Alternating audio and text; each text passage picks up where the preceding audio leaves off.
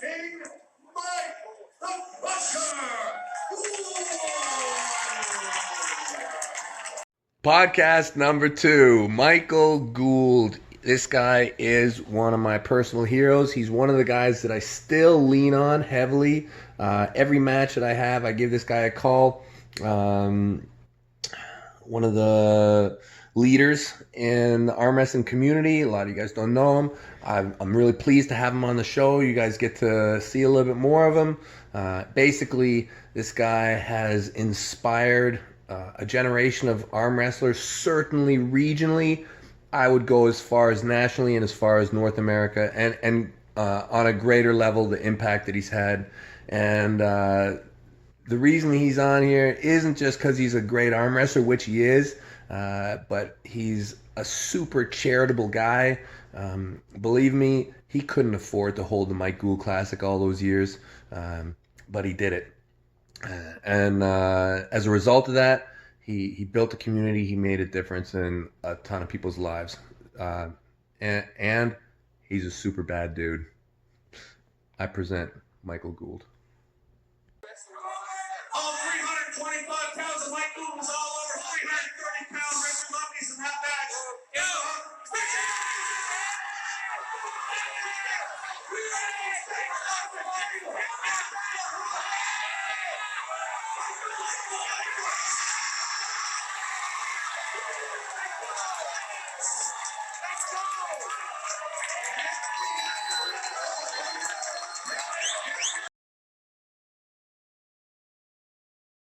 How's it going, buddy? Good. How are you, Devon?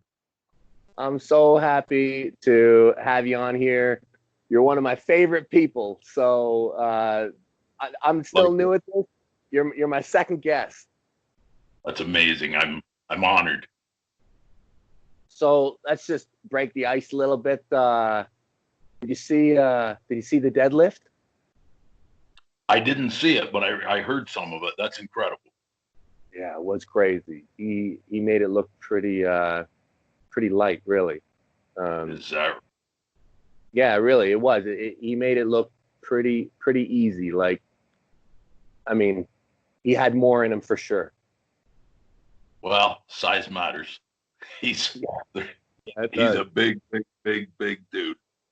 Yeah, I think he was 205 kilos when he did it. It's Yeah. incredible. Yeah, it's awesome. Did you hear the bigger news about that, though? No. They're going to fight. What? Yeah, you didn't hear that? No. Yeah, Eddie Hall and Thor Bjornsson have both signed contracts where they're going to get in a ring and fight. I think it's a boxing match. Oh my God, that'll be great. It'll be a test of endurance. Yeah, for sure it will be. I mean, They're both powerful, but about that fight than any fight that I think I might have ever even heard of. are we gonna bet? Oh, for sure. But let's wait till I don't want to bet yet because it's like a year away. I'm almost excited as that time you almost fought that dude in the Loaded Dog. Remember? It was terrible. I'm gonna count to 10. Or did you give him 5? What was it? I think it was 5 actually, but thankfully everything worked out. Yeah, thankful for him. Yeah.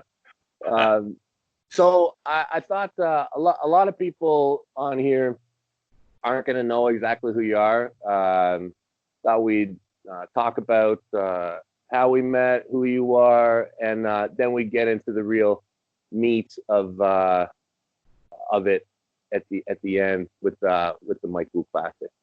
Beautiful. Yeah. So you're like, how many times have you won the Nationals, Mike? I'm the crusher. Well, left and rights and different titles, but I think it's 26, if maybe 27, but yeah, something like that. That's a lot. 27 national titles is a lot. When did you win your first title? I want to say was 92 or 93. I won, my very first one was an amateur in Rockland, Ottawa area. And then it was an amateur. And then the following year was a sit-down championship in Regina, Saskatchewan. And I won that, for lucky enough to win. So. Now, I remember, was it 99 we went to Japan together? Yeah, it was. It was such a good time. It was so awesome. And that was right around when I met you, I think. I think it was like 98 or something like that. Must have been before that. I would say even maybe 97, to be honest with you. Yeah. But yes, it was right in that era. Yes. I remember. So I must have been younger than that. Jeez. I feel like I was young. I think maybe it was actually like 96 maybe. Probably right after I got back to Picton. I remember I was in the back seat of the car. It was Troy in the front, and you, and I was just starting. Yes. And Troy was hyping you up the whole way up, and I was sitting in the front with Troy, and he made me get out of the car before he picked you up and get in the back seat. He's like, "You got to get in the back seat. Mike's coming," and the whole time he's pumping you up, and I'm like, wow, I can't wait to meet this guy.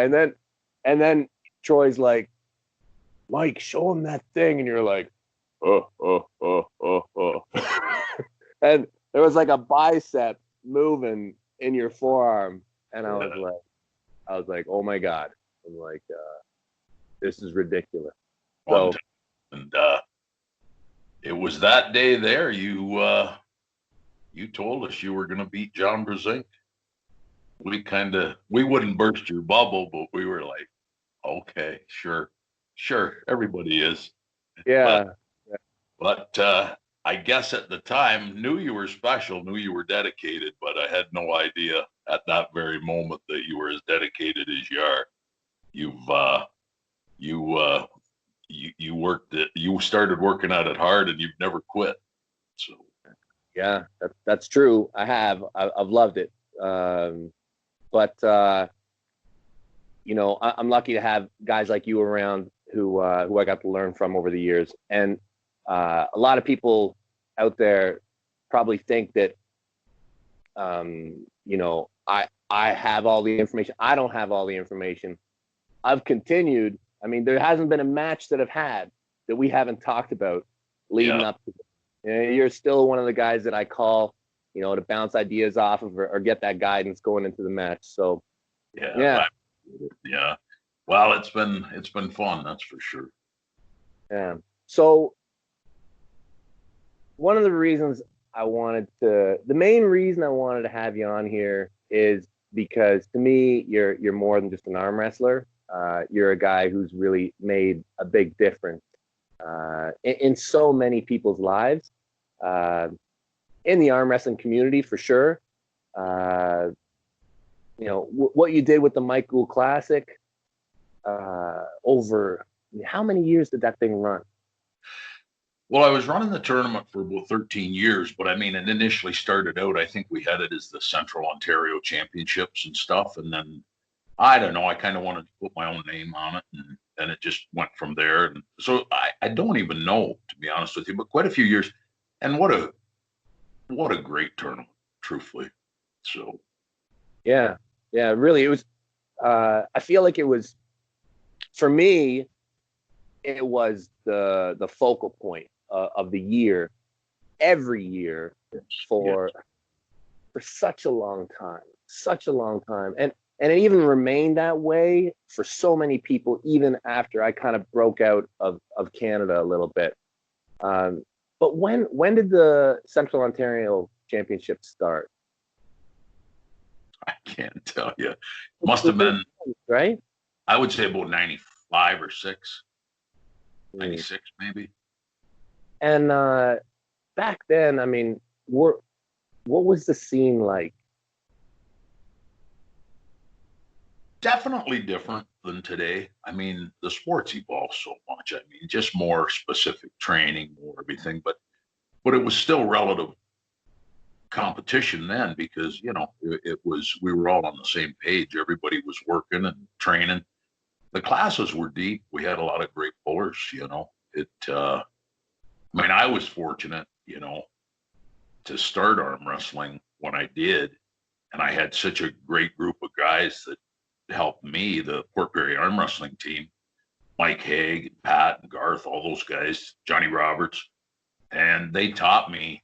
I had no idea. I didn't know nothing. I thought I did, but when I first started, it was terrible. So as we worked our way up, I was so fortunate. My very first arm wrestling tournament, I pulled Gary Goodrich, and I had it in my head I was gonna smack him. That didn't last too long. So when was that? I mean, you and Gary must have started around the same time. He was a few years ahead. He was probably, I would say he'd be 4 years, maybe 4 or 5 years ahead of me. But he was just coming into really his prime. I was a couple years after I got going, sort of like I would say his prime. He was so strong. But I was very fortunate, and I'd use that as a gauge often. I never beat him. I was never able to. But, if I could hang with him a little bit, it's like, okay, well, the arm's not working too bad, So we had great arm wrestlers back then. Robbie Graham, Murray Park back in the day. Like, we had great competition. So it was fun. Ontario has been, I think, a big stronghold for arm wrestling, for as long as I can remember. And I think a lot of that did come from the Port Perry Arm Wrestling Club, and it kind of flowed through all the clubs. Yeah, we had several clubs, and I think we're all very fortunate to start where we did in Southern, have the opportunity to compete and to train in Southern Ontario. We had so many good arm wrestlers in a,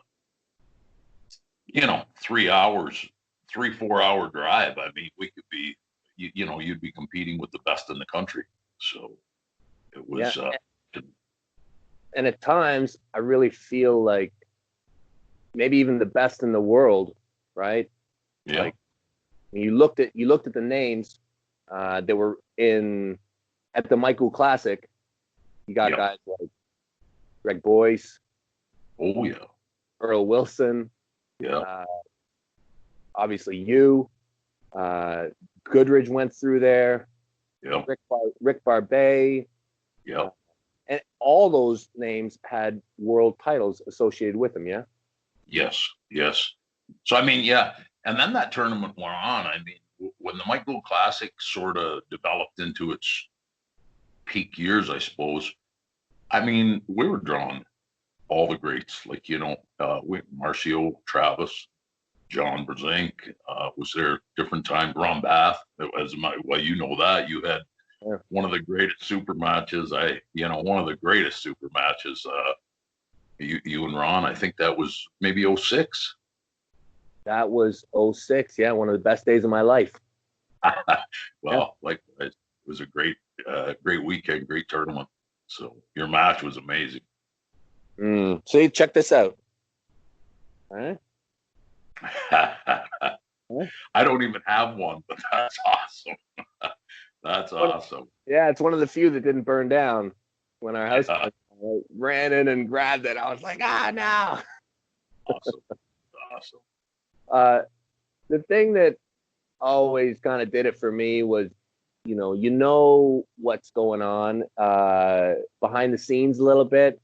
I've been involved in tons of organizations, and I know that it means different things to different people.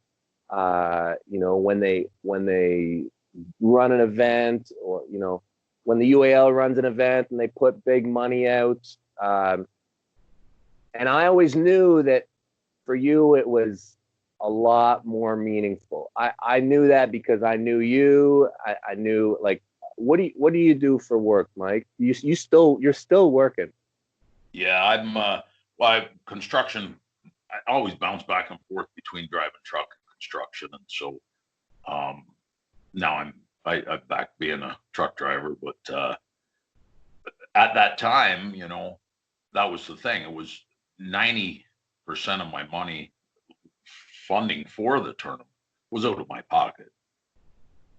And I just did it, truthfully, completely, because just love the sport, love the tournament, it was great to be able to get everybody together and have that level of competition, right in Central Ontario. It was really nice. And it was hard to let go. But on the same hand, the sport kind of changed, the big professional leagues. And when you're running that event, you're trying to progress each year. And we've, for quite a few years, it got better and better. And then that last year in Toronto, Robert Drank was on board with me, and he helped out financially some. And we had a great, great super match card and great venue. And I mean, where do you go from there? It's like, well, I think that's probably it. Yeah, that's a great way to cap it. Yeah. You and Lupke's. Yeah. That was fun. And you won. Yeah, that was a big win for me. He's well, first of all, we all know he's one of the nicest guys in the world, but he's strong. Holy jeez, he's strong. I can remember growing up with him, and it's just there's so much power coming through that hand of his. But yeah, fortunately, our match went into where my arm was sort of tight and was able to pull through. But he had a back issue going on that day as well, so that had nothing to do. So, it was a great match. It was a great event, and yeah, I mean that kind of did escalate it to its final flowering. But I think all of us are gonna remember that era. I actually, tell you the truth, I liked, even though that one was really, really nice, my favorites were actually earlier. Park Place, Oshawa. Yeah, man. You'll look back over some of the pictures, and it's neat. There's a couple pictures. I was looking at them. I don't even know where I seen it, but there's pictures of you and Jody there and sitting near the stage, and it's just a sea of people. Like, it looks like it anyway. It was, it was pretty good. No, it was. And I remember, like, for that era, that was, in my mind, that was the pinnacle in North America. Like, before UAL started rocking. And to me, the thing that makes it so cool is I know that that was your own money. And I know you don't make money holding arm wrestling tournaments during that time period. Like, no. Yeah. We were lucky. There was a lot of nerve-wracking days leading up to the event. You're always afraid, but we always had some backups in place. So I knew I was always going to be okay, but it was stressful. Yeah, it's awesome. And to me, dude, Mike, very charitable guy, and you touched a lot of people by running that event and putting in your time over all those years. And to me, that's why it goes beyond what you did on the arm wrestling table. What you did for the community, especially here in Ontario. I really appreciate it. Yeah, thank you. So what do you see? What's going on in the world right now? Well, most of our training obviously is on hold because of our COVID-19, but my work doesn't let me train the way I like to anymore. But I mean, when I do get home, I do like to. I've started doing a little bit whenever I'm home, and I feel okay. I'd like to compete a bit more down the road, like whenever. I don't think there's anything this year really, but looking forward to maybe next year. My right arm's pretty messed up, so that's an issue. But my left's more or less good. So I mean, I think I could hang with just about anybody in the country left-handed, except maybe you.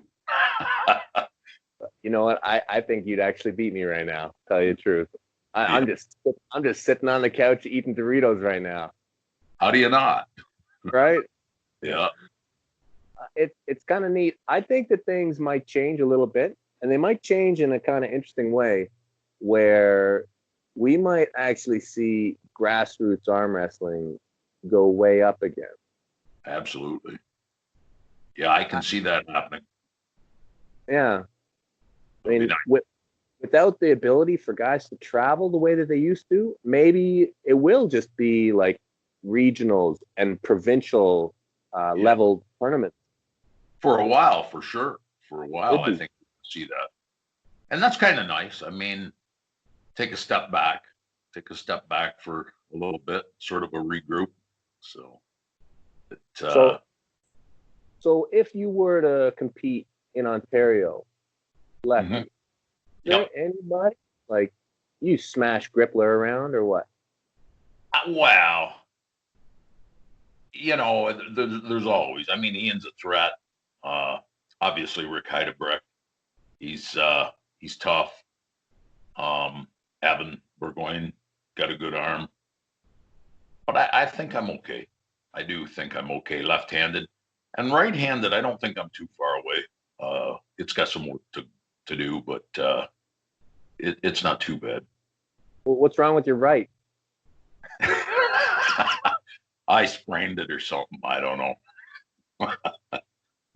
You know what's funny with the right? I don't. I know some people know the story and everything else, but in 2010, well, first of all, I had a motorcycle accident 20 years ago and I broke my wrist, and then I had a mishap with it. We'll say back probably 10 years ago, 15 years ago, but in 2010 I re-injured it. What are you What talking was about? that? What mishap? Oh, I slipped and I banged it, and Oh man, okay, all right. and the crazy thing is, in 2010 I slipped and banged it again. Yeah, And, that happens. That happens. so it gave me a lot of issue. And it's funny, I was working with a therapist, like they were doing therapy on it and everything. I just figured most of the issue was through arm wrestling and training, and she recommended I get X-rays and stuff many times, and of course she just put it off. And then about 3 years ago, I went and had X-rays and stuff on the hand, and it's just a mess. It's got probably 5 breaks in it, and between my thumb and the wrist. And they said there really isn't anything they can do with it because it's damaged so much. But the funny thing is, I've been arm wrestling and training with that since 2010. And just, I'd have to pump it up full. Pretty much have to wear the arm out before I compete just to get the blood in there to keep everything going together. So anyways, that's how that's been. No more slipping and falling. Well, that's the thing. I got to really watch my step these days because I don't think it'd take another fall. So, your brother's taken over a lot, where you kind of left off in a different vein, but really good. He has done. Joe and Becky run such great tournaments, and yeah, he's promoted way beyond my capabilities. I mean, it's a whole different thing, as you say. I focused on one tournament a year, and you could argue it's easier for sure. It's definitely easier. He runs several events and series and league, but a great to me, it's Ontario Arm Wrestling.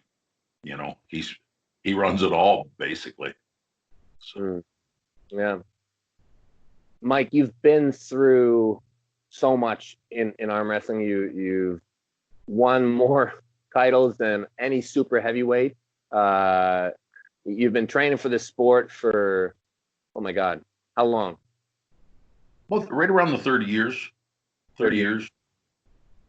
What would you say what would be some advice you'd give for guys coming into sports, girls coming into sport, people coming in? Well, the very first thing I do, I've been fortunate to train with several guys, and I've helped and trained different people. Uh, the big thing I emphasize right off the get-go is it's not fast. Like, it's going to take time. So don't, if you're not in it for the long run, it's going to take a few years to start getting it to really work for you. And, you can't expect to go out and win. But I mean, if you're more in it because you love the sport and you want to compete, well, then I'll help you. But it's certainly a lot of, as you know, we all know, a lot of time, a lot of dedication. It don't happen fast. It doesn't happen overnight. So, I've actually in Toronto, I had a team put together and trained with a good bunch of guys, and they're all doing really well. And when I moved to Kingston, it just fell into place. I met a couple guys. My good friend, he's become a good friend, Chris, competes in Ontario here, and I can't say enough. I mean, his dedication's so good, and I've helped him early days. He's kind of on his own now. I mean, I can always give him a bit of advice, but I think once you get so far, it's kind of, you have to adapt to your own, what's going to work and your training. But he's been arm wrestling now, if I'm not, I think it's shy. I think this is his third year, anyway, it's right around the 3-year mark. And I mean, he's come so far. It's nice to see. Yeah. But good bunch of guys here in Kingston. Get to train with Ian once in a while, and our club here in Kingston got to put together a good bunch of guys. So it's been fun. What would you say to the more senior guys, not the beginners, but the guys who've been at it for 5 to 10 years? Would you give them any advice?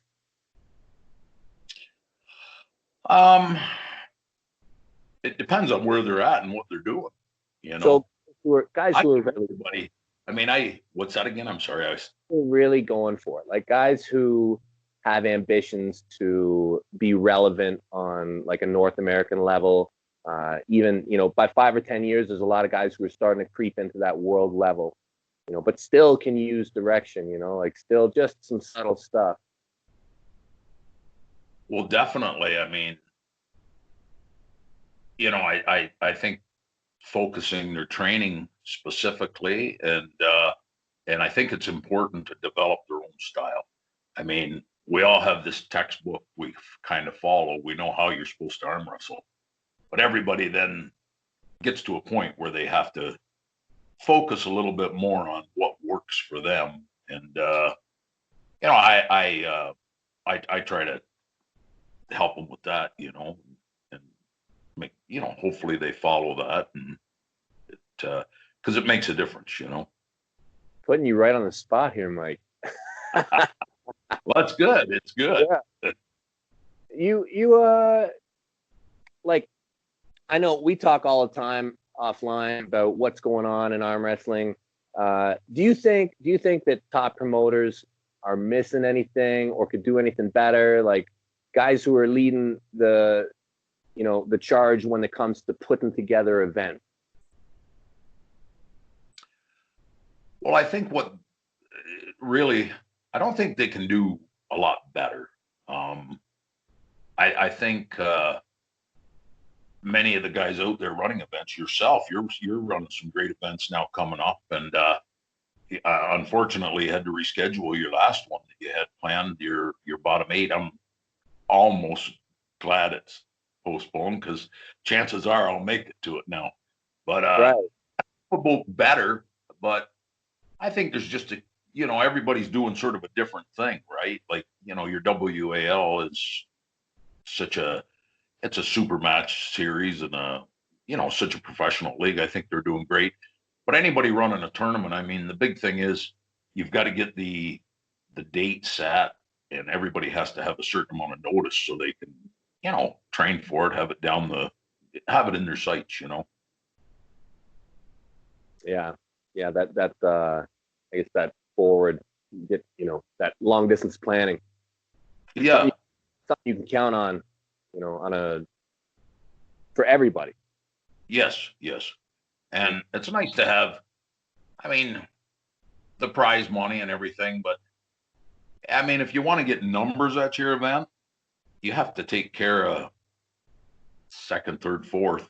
I mean, there's only one guy going to win it. So, if you just get a big purse for, the guy that wins the event, I mean, you're not going to get big numbers at your tournament. But if there's something there for maybe down to fourth place or something, I mean, I think it promotes more entries and more people showing up. What's the answer for women's arm wrestling in tournament? To get the numbers? Mm. That's a good question. It's a real mystery. It's very difficult. We haven't been able to really.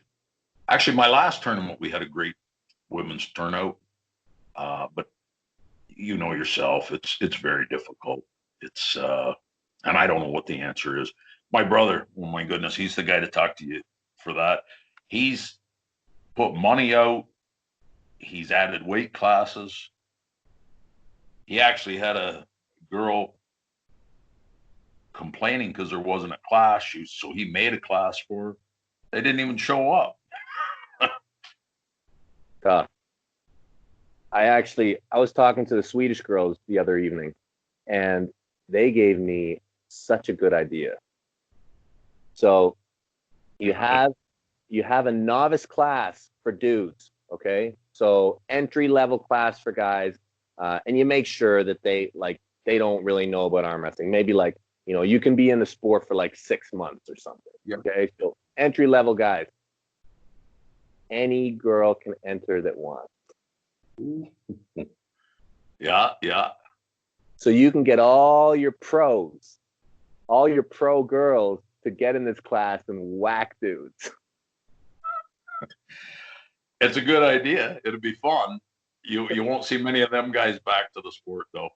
I don't know. I mean, if you can't take a loss, I mean, I thought it was great. I was like, that actually, from a spectator point of view, it'd be fantastic. And I think from a pro girl point of view, yeah, that'd be a lot of fun for them. It would be great. Speaking of the Swedish girls, they are tough. They are just killing it. Yeah, they really are. And so they did it properly, I feel like. Somehow, I think whether it was Heidi or there was a group of them, but somehow they got popularized. And they I think that they kind of made a star out of some of their champs. And not just in the arm wrestling world, but they promoted them, on a broader level. And I think if you can do that, you start that, all the little girls are like, wow, when I grow up, I want to be just like Heidi or like Malin or Sarah or whatever. Yeah. Yeah. Well, it shows that there's that opportunity there. So it's that leads to somewhere, So yeah. Speaking of your bottom 8, any idea when you'd be rescheduling? Yeah, so the bottom 8 it's kind of an international event just because of who we invite. And I really don't know if we can bank on international travel, even if it opens up again, right? We kind of it's just so tough to say for sure and to put any, who knows, we might get it opened up and then it might get shut down again. Yeah, it's going to be. Yeah. Right? I mean, that's what everybody's worried about. So, when this thing is done, I absolutely want to do the bottom 8. What I'm probably going to start doing in the interim, though, is I will start running events that are more local. So, yes. Yeah, and I'm going to start doing that as soon as possible. As soon as we get any kind of crack, I've got a place. We're good. That's yeah. start having some fun. And I think that's what we got to do. We just got to, play the cards we're dealt with, right? Yep, I'll be looking forward to it. The Worlds are scheduled in September, and I don't see it. Like, it's so unfortunate. I mean, I had it in my head maybe to go. I mean, it's the location is very admirable. It's nice, a great place to go. But I don't see it really going off very well with all the travel restrictions and stuff. You want to have a tough question, Mike? Very Yeah. hard. Yeah. Okay. This is a tough one. This one got thrown to me the other day, and I was like, "Oh my God, what are you doing to me?" Okay, so let's stick within the arm wrestling community, okay? Mm-hmm. 3 people. Okay. One of them you get to fight. No. One of them you get to kill. One of them you have to marry. And the other one you can just kind of have fun with. Okay. Arm wrestling community. Putting you right on the spot. Yeah. I think I'm just going to have to pass. I knew it. I said the same thing. I was like, "You're not recording me saying that stuff. How about I make it easier? How about we just do 2?" Probably not. You call me later, Dev. Yeah. This is the offline thing. Yeah, I felt the same way. I was like, you can't trap me with this stuff. Yeah. Hey, Mike, it's been so awesome to catch up with you. I just love what you've done for the community. I feel like you're a great Canadian who has invested what you've made back into the community. If you ever run for prime minister, you got my vote, buddy. I'd ban all those guns because they're bad, And then I'd ban a whole bunch of stuff. I'd like to ban ice cream. Look what it's done to me. Ban everything. Ban it all. Ban Doritos. They're terrible. Whoa, Mike. You went too far. This call's done.